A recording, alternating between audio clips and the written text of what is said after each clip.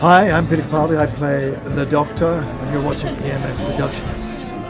Hello everybody, and welcome along to today's video, where I thought ahead of this weekend's episode, where we see the return of the Simm Master, I thought I'd give you guys a quick recap and a reminder of exactly what happened in his first two appearances. Well, his first appearance was about 10 years ago, back in 2007, in Series 3 of Doctor Who, where we saw the Derek Jacobi Master regenerating into the Simm Master at the end of Utopia, episode 11 of the Series 3.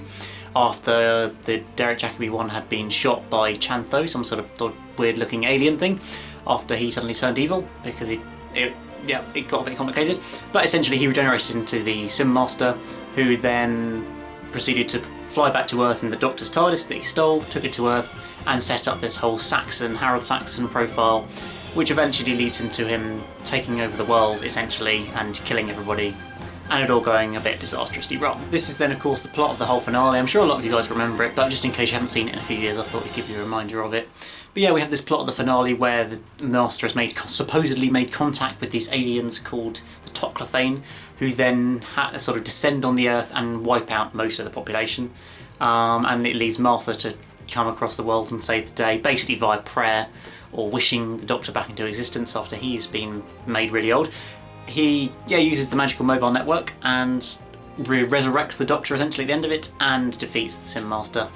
But the Doctor naturally forgives him, except that his wife at the time then shoots him and he dies because he doesn't want to regenerate, because why would he really? And so we thought that was pretty much the end of it at that point. It was a classic Master plot line of trying to take over the world with a slightly crazy scheme. Naturally it failed because the Doctor was there, and seemingly he was completely dead. His body was burned by the Doctor. But a mysterious shot at the end of the Series 3 finale sees some random hand picking up the Master's ring, which then obviously leads to a couple of years later, the end of time. And well, the end of time, where do I start with the end of time? The Master is resurrected by a group of nutty people who are using Lucy Saxon's sort of imprint of Harold Saxon, or the Master, to resurrect him via magical potions and a ring and things. It was all a little bit sort of unexplained, shall we say, as to why he came back. But he did. He sort of came back, but he was very unstable at the time when he was kind of resurrected. So he was a physical human being, but he had a lot of problems with kind of not being able to cope with the energy inside him and everything, because he clearly hadn't been resurrected properly. Also at the time we find that all the people of Earth are having bad dreams and nightmares of the Master laughing in their dreams for whatever reason. I don't think that's ever fully explained quite why that part happened. It just seemed to be part of a whole massive prophecy about the end of time itself, the Time Lords coming back, all this kind of thing. It was all a fairly over the top and pretty mega massive finale of the whole era, the RTD era, which eventually leads to the Simm Master turning everybody on Earth into him. So there is suddenly 6.9 billion or something, nearly 7 billion Simm Masters, or humans with the Simm Master face that look exactly like him. And he controls the whole Earth because everybody is him. So it was going a bit further than I guess he's ever gone before. He's not just taken over the Earth, he has become the Earth. Become the human race is the Master race at the end of part 1 of that story. And so it was another crazy scheme by the Master. Naturally it's snuffed out by the Time Lords, though, not the Doctor. The Doctor doesn't really do anything to stop that side of things. He can't. Just the Time Lords turn up and then suddenly boom, it's kind of ended, because they have that power, as they naturally do.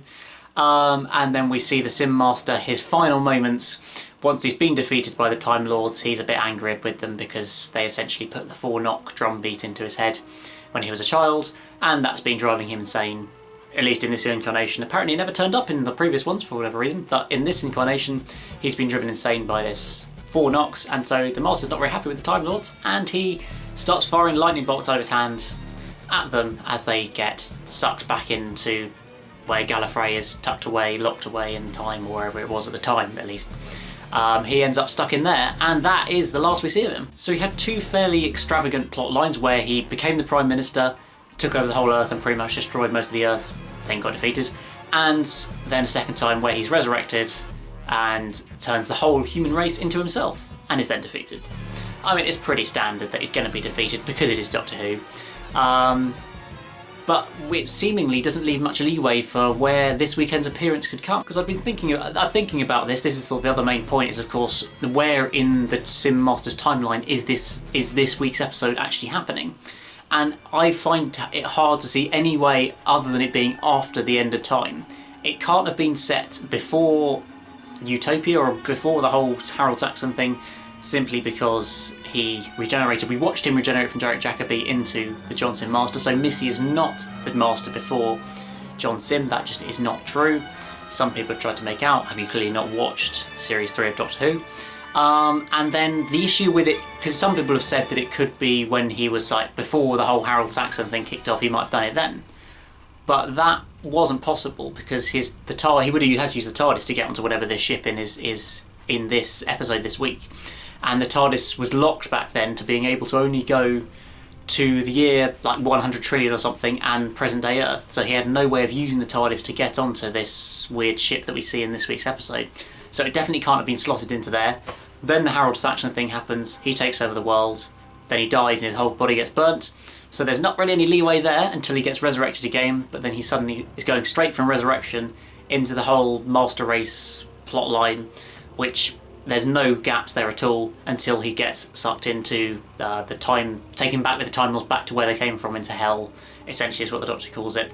So there doesn't seem to be any little gaps in his timeline from what we've seen so far, so I don't really see any way. The only way it can be is for it to be set after the end of time. But that does also beg the question how the Master escaped the Time Lords and the whole of Gallifrey that was locked away and everything like this. Who knows whether we're actually going to get a good explanation of this in this week or next week's episode. I mean, the implication I've seen from a couple of previews is we don't get much of a description in this episode, so maybe we'll get a bit more next week if we don't get it this week, but knowing Stephen Moffat, he might not say anything at all. Just by magic, he managed to survive and got out of it and is now back on another scheming plot for whatever reason. And while that pretty much sums up what we've seen on screen of the Simm Master so far, there isn't really any other hidden stories we can find because basically his whole timeline is seen on screen. Other than his first 18 months as Harold Saxon, when he first goes back to Earth after being in the year 100 trillion and getting transferred back, or the TARDIS taking him back there. That's about the only point we don't know about, but it seems he just kind of formed his own life, integrated himself into all these networks and kind of things so that he could then take over the world once he kind of influences public opinion and becomes Prime Minister. There's very much nothing else past that. We know exactly what happened, so it's going to be fascinating to see how he comes back in this episode this week, because I think it's fair to say he was a little bit mad and deranged at times in both of his stories, but particularly in the end of time when he was clearly kind of unstable because he hadn't been brought back to life properly.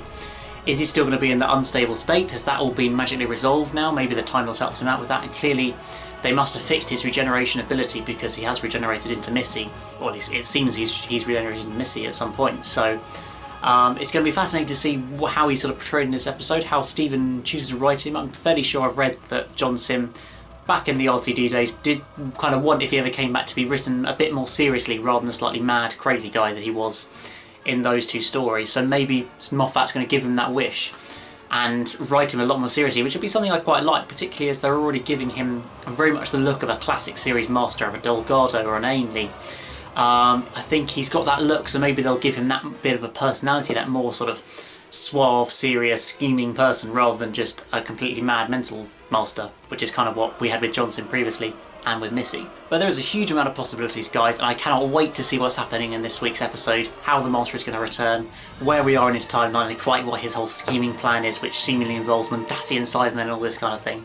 It's something that I cannot wait for. So guys, do look out for my preview of the episode. This time tomorrow I will be getting up a big preview of this episode. It's one of my most hyped episodes in a very long time, so I really want to give you guys all my thoughts and rundowns and any insights I've got heading into this episode, because I'm so excited about it. But do let me know in the comments below, guys, what you've thought of the Simm Master's episodes so far, both of the stories. Did you think he was portrayed well in them? Where do you think this episode is going to be set in his timeline? Seems most likely it's going to be after the end of time, but do you guys have any other theories? Do let me know in the comments below. But other than that, guys, remember to like the video, subscribe if you're new here, and I will see you again very soon for another video. Goodbye!